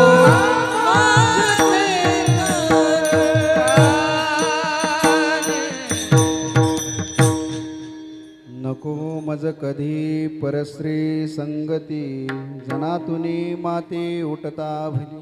आता लवकर थांबायचे मला, पण तरी सांगतो थोडा आणि मग थांबतो. या पुरुष मंडळींना मला थोडं सांगू द्या. म्हणजे या गादीच्या मागे बसणाऱ्या बरं का, पुढच्यानी आपण या सगळ्या महिला आपल्या जीवनामध्ये येतात आई बनून, पत्नी बनून, बहीण बनून, मुलगी बनून, आजी बनून. या सगळ्यांचा खूप त्याग आहे.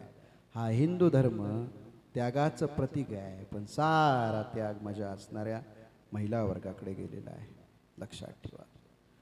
आज ॲडव्होकेट राजेंद्रजी उमा प्रमुख विश्वस्त ज्ञानदेव संस्थान माझे जवळचे मित्र आणि त्यांनी मला भाऊ मानले. मगाशी चौधरी साहेबांना आम्ही सांगत होतो.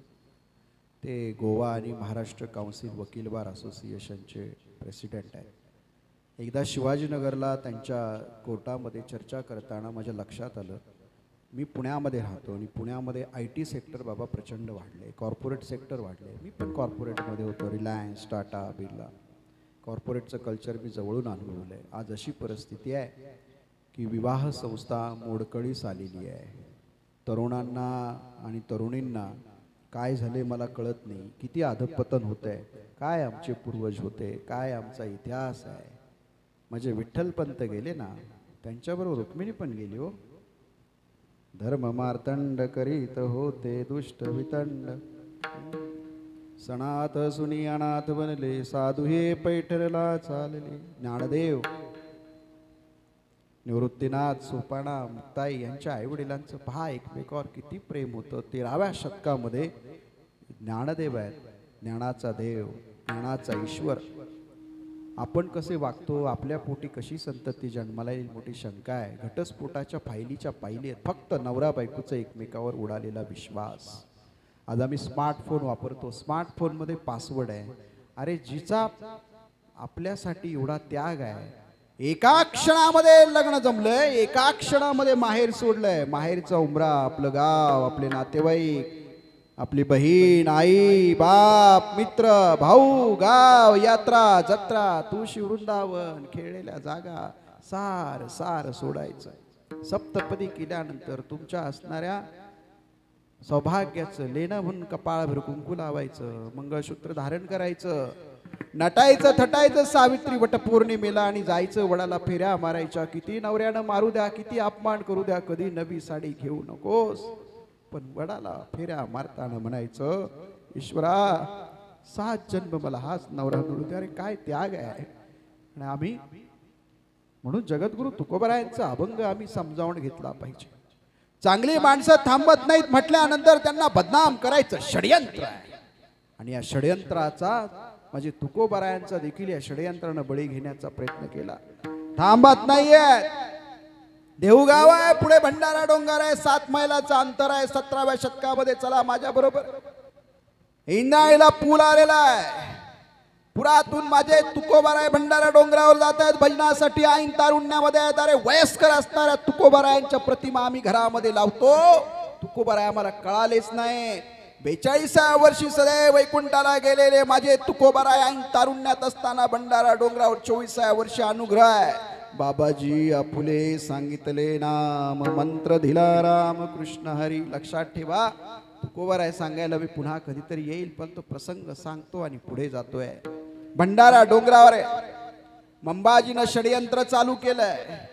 त्या काळातली तत्कालीन सर्वात सुंदर स्त्री विकत घेतली आहे आणि ते भंडारा डोंगरावर पाठवायचे. सालो मालो बरोबर आहेत, अनेक लोक विकत घेतलेली बरोबर आहेत. हा तुका थांबत नाहीये. आता याला याच्यात अडकवायचं आणि कायमचं संपवायचं. जिथे श्वापद जात नाही या प्रचंड जंगल आहे. 17व्या शतकामध्ये भंडारा डोंगरावर नावामध्ये होडीमध्ये त्या असणाऱ्या स्त्रीला बसवलं. ती नटून थटून निघाली विकत घेतलेली देवदासी आणि इंद्रायणी पार केलेली भंडारा डोंगर चढू लागली. आणि ही त्याच्या मागे अवलादी सगळ्या लपत छपत भंडारा डोंगरावर निघाल्या. घनदाट जंगल आहे. या जंगलामध्ये माझे तुकोबाराय भजनामध्ये दंग आहेत आणि भजनामध्ये दंग असणाऱ्या तुकोबारायांच्या समोर ही देवदासी उभी राहते. अत्तर मारून आले आहेत, परंतु त्या असणाऱ्या सुहासानं माझे तुकोबारायांची समाधी भंग होत नाही. हातातल्या बांगड्या वाजवतीये, पायातले पैंजण वाजवते. तुकोबाराय समाधीतून बाहेर यायला तयार नाही. मंबाजी रागानं पाहतो आणि पुढे धाव म्हणतो. त्यावेळी ती स्त्री जगद्गुरु तुकोबारायांचे खांदे हलवते. जगद्गुरु तुकोबारायांना उठवण्याचा प्रयत्न करते आणि खांदे हलवलेल्या जगद्गुरु तुकोबारायांना ज्यावेळी ती उठवते, तुकोबारायांचे नेत्र उघडतायत, समाधीतून बाहेर येत आहेत. त्यावेळी ती लगड करू पाहते. लगड करू पाहणाऱ्या स्त्रीपासून तुकोबाराय मागे वळतायत. हातातला विना चिपळ्या बाजूला पडतायत आणि म्हणतायत, माते जय तू माते न करी सायास आम्ही विष्णुदास तैसे न हो आम्ही विष्णुदास तैसे न हो. जाई वो तू माते न करी सायास आम्ही विष्णुदास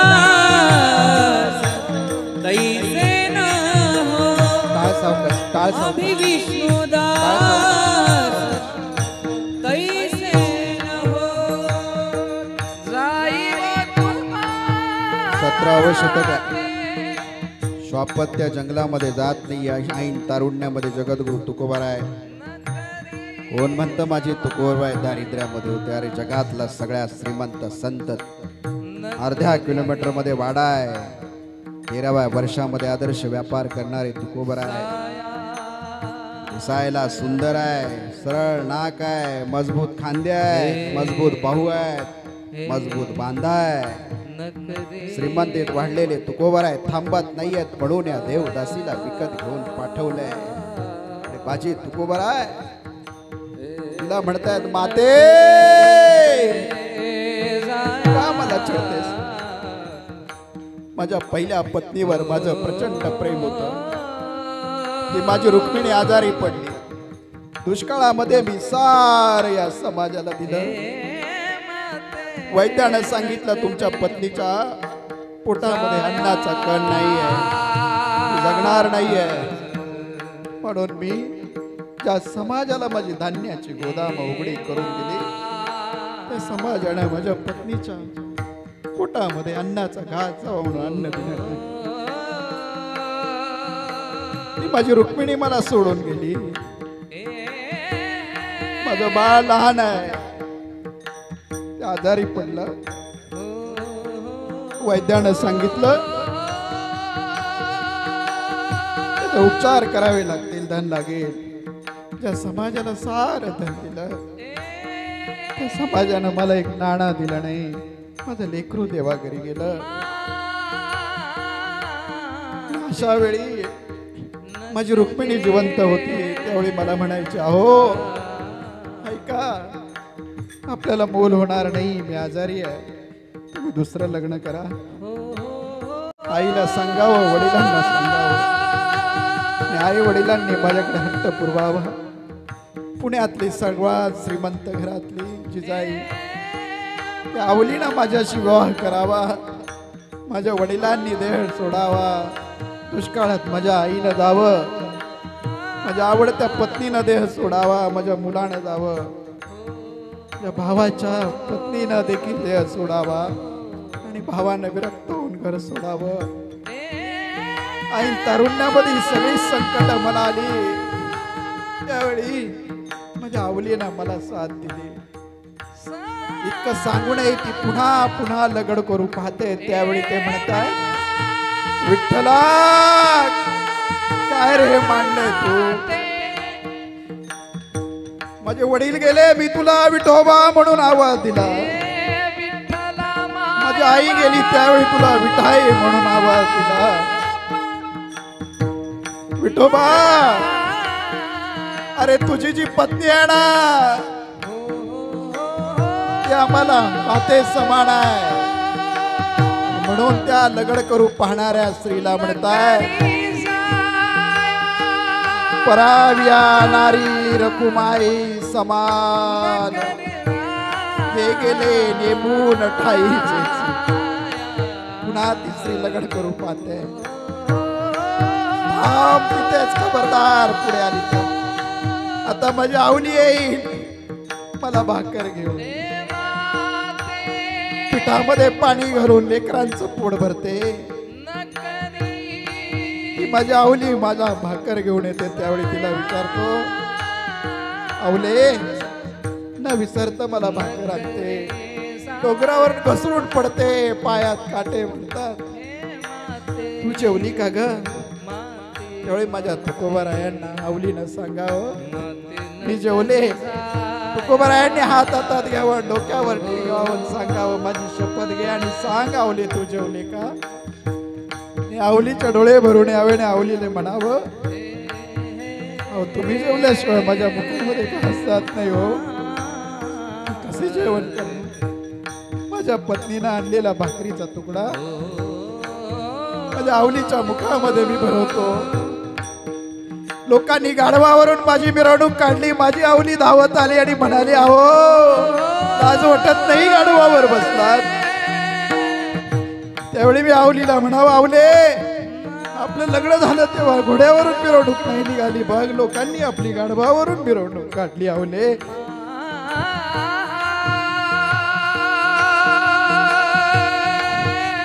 मंबाजीनं नाळानं मारावं,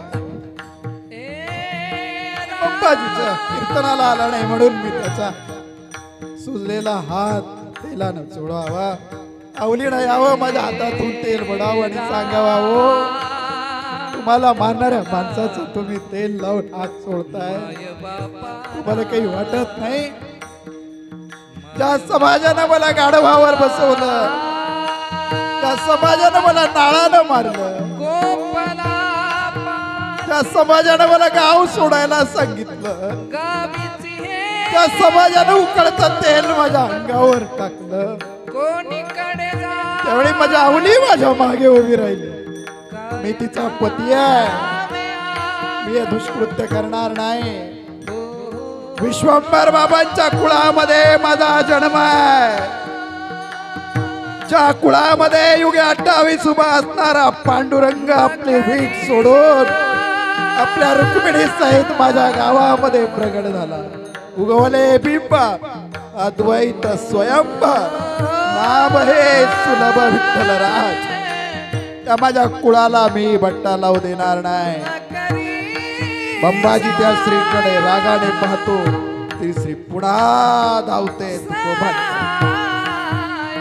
त्यावेळी मात्र संयम सुटलेले तुकोबा देवाला म्हणतात, देवा स्त्रियांचा तो संगडको नारायणा, काष्टाया पाषाणा मृतिकेचा नाठवे आदे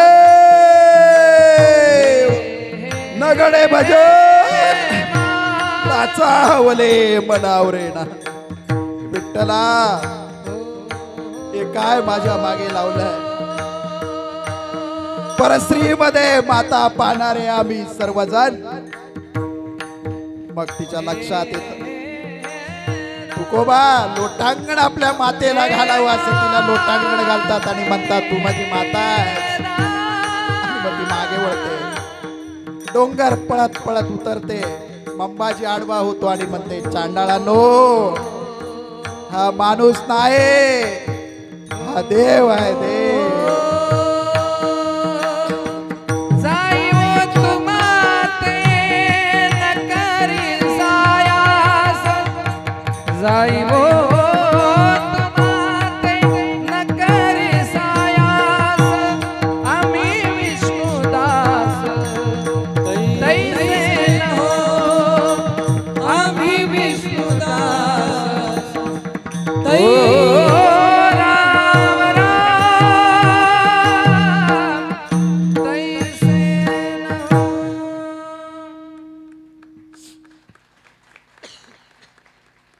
आपण सगळ्यांनी जगद्गुरु तुकोबरायांचा अभंग समजून घ्यायला पाहिजे. नको मज कधी परस्त्री संगती, जनातुनी माती उठता भरी. या जगामध्ये सगळ्यात मोठं पाप आहे परस्त्रीचा संग. आणि ज्या पापामुळे आमची फार अधोगती होणार आहे. लौकिक आणि अलौकिक दोन्ही जीवन नेस्तनाभूत होणार आहे. म्हणून अरे मी अयोध्येला गेलो ना, त्यावेळी माझ्या पत्नीनं मला 1000 रुपये दिले आणि सांगितलं तुम्ही प्रण केलाय काही काणार नाही. 700 रुपये गेले, 300 परत तिला दिले. मृत्यूपत्र तयार केलं तर ती माझ्या मागे उभी राहील. मला म्हणाली मी तुमच्या मागे ठाम उभी आहे. तुम्हाला माझ्या वडिलांनी मरताना म्हणाले बाळा तुला पेटा घालून कीर्तन करताना पाहायचं राहिलं. वडिलांचे नाव रामचंद्र, त्यांच्यासाठी त्यांच्या स्वप्नांसाठी दशक्रिय शपथ घेतली. ज्या गावात कीर्तन करेल त्या गावाचं पाणी पिणार नाही, पण असं कीर्तन करेल दादा तुम्ही जिथे असाल तुमचं अंतःकरण भरून येईल. या माझ्या रामचंद्र नावाच्या बापाला दिलेलं वचन अवघ्या 2 वर्षामध्ये त्या रामचंद्रानं त्या रामचंद्रा पुढे नेऊन उभं केलं. हे बापाच्या शब्दाची ताकद आहे, लक्षात ठेवा. आणि हे सगळं करताना आजोबाची पत्नी माझ्या मागे उभी आहे. ती गंभीर बाबांना फोन करते, प्रवीण महाराजांना, दुरापे महाराजांना माझ्या नवऱ्याची काळजी घ्या. ही माणसं मला डबा आणतात. मगाशी माझ्या हातामध्ये बळजबरीनं दुरापे महाराजांनी पैसे दिले, म्हणजे आम्ही गेल्यावर तुम्हाला खायला लागेल. लक्षात ठेवा आपण ज्या पत्नी बरोबर लग्न केलं ना ती आपल्यासाठी सर्वस्व आहे.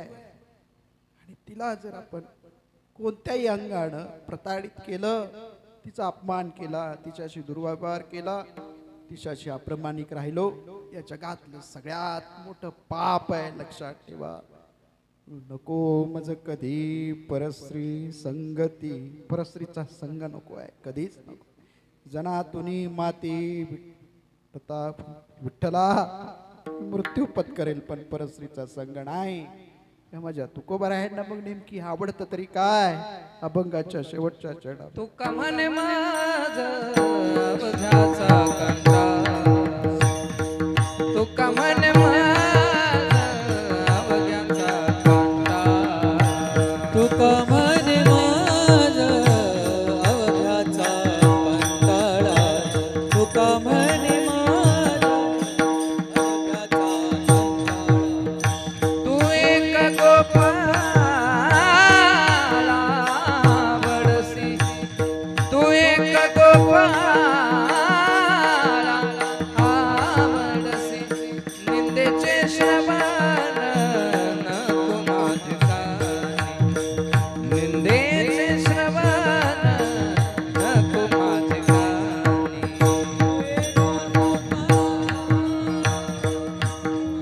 आवडसी तू एक गोपाला आवडसी, निंदेचे श्रवण नको माझे कान, निंदेचे श्रवण नको माझे. बधीर करोनी हे